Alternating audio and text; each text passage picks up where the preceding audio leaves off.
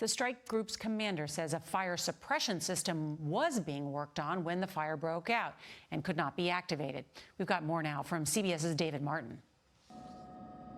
The fight to save the Bonhomme Richard went into its second day with the outcome still in doubt.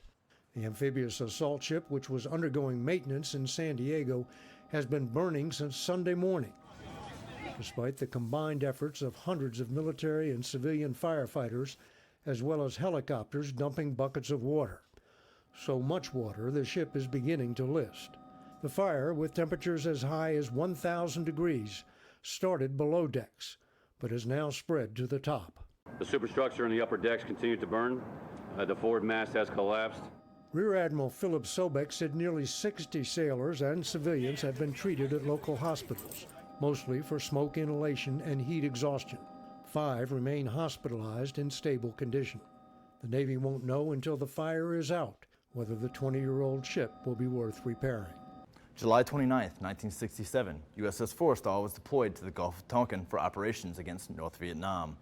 In the late morning hours, as flight deck preparations were being made, the unthinkable happened. An electrical surge caused the unintended launch of a Zuni rocket from an F-4 Phantom into an A-4 Skyhawk. This launch caused a chain of events that would cascade into a sailor's worst nightmare, a fire at sea. The fully fueled and armed aircraft on the flight deck burst into flames. 1,000-pound bombs were exposed directly to the fire. Bomb after bomb exploded, rocking the entire ship. The highly trained fire party was decimated by initial explosions. The fire burned for hours, resulting in the loss of 134 sailors. The fire destroyed 21 aircraft and cost the Navy more than $70 million. This accident exposed major gaps in the Navy's firefighting training and response. The fleet took note and quickly made changes to improve processes, many of which are still in use today. We were just putting our cigarettes out, getting ready to go up, and the kid comes across the loudspeaker system and he says, all fog phone teams, man your stations. It wasn't probably a minute, 2 minutes. He comes back over and he says, all firefighting teams, man your stations now. And then it was probably 30 seconds, maybe no more than a minute. He come over to the speaker and this kid's crying. And he says, all hands, man your battle stations. And then he hits the GQ horn. You ever hear that? It just sticks in your craw. Because it's just a bong, bong, bong, bong. As I got up and started to run, that's when the first bomb let go. It knocked me off my feet, threw me against the bulkhead. I got up and I said, man, there's something going on. So as I'm coming down through here, I'm seeing these aerials come down and they're missing limbs. They're bloody. So I know something bad's going on. What we're doing is we're running air tanks to them. Anything they need. They holler, we go get it, we bring it back, and they're just in front of us fighting all these fires because when the bombs went off, it opened up the flight deck and all the aviation fuel was pouring down through the ship. Aft steering, which is all the way in the back of the ship, and they give the orders and they actually steer the ship back there.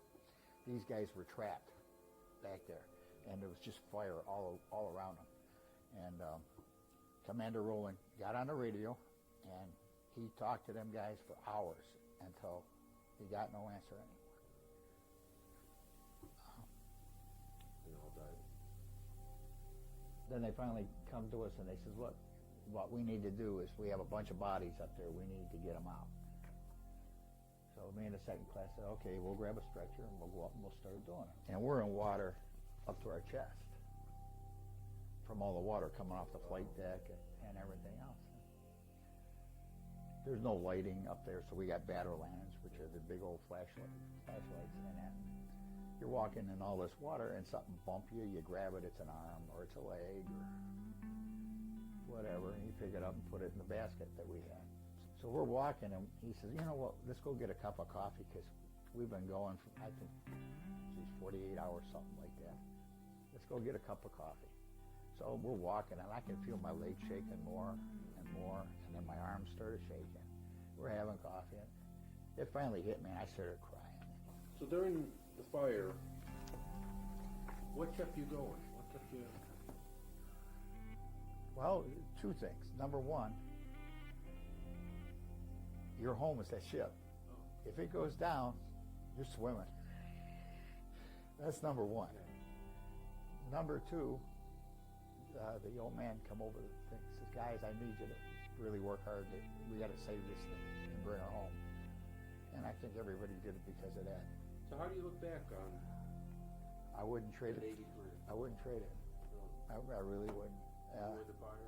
Even with the fire, because I've always said, I look at the generations of kids today and what's going on, and back in the days of Nam, World War II, and stuff like that, you learn to become a man in your early 20s.